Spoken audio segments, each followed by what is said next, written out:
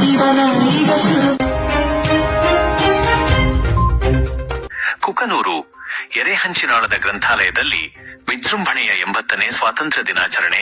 ಕುಕನೂರು ಕೊಪ್ಪಳ ಜಿಲ್ಲೆಯ ಕುಕನೂರು ತಾಲೂಕಿನ ಎರೆಹಂಚಿನಾಳ ಗ್ರಾಮದ ಅರಿವೆ ಕೇಂದ್ರ ಸಾರ್ವಜನಿಕ ಗ್ರಂಥಾಲಯದಲ್ಲಿ 80ನೇ ವರ್ಷದ ಸ್ವಾತಂತ್ರ್ಯ ದಿನಾಚರಣೆಯನ್ನು ಶ್ರದ್ಧಾಭಕ್ತಿ ಹಾಗೂ ವಿಜೃಂಭಣೆಯಿಂದ ಆಚರಿಸಲಾಯಿತು.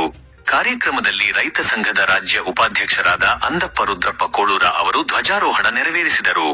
ಗ್ರಂಥಪಾಲಕರಾದ ಭೀಮಪ್ಪ ಪೂಜಾರ ಅವರು ಕಾರ್ಯಕ್ರಮದ ಅಧ್ಯಕ್ಷತೆಯನ್ನು ವಹಿಸಿದ್ದರು.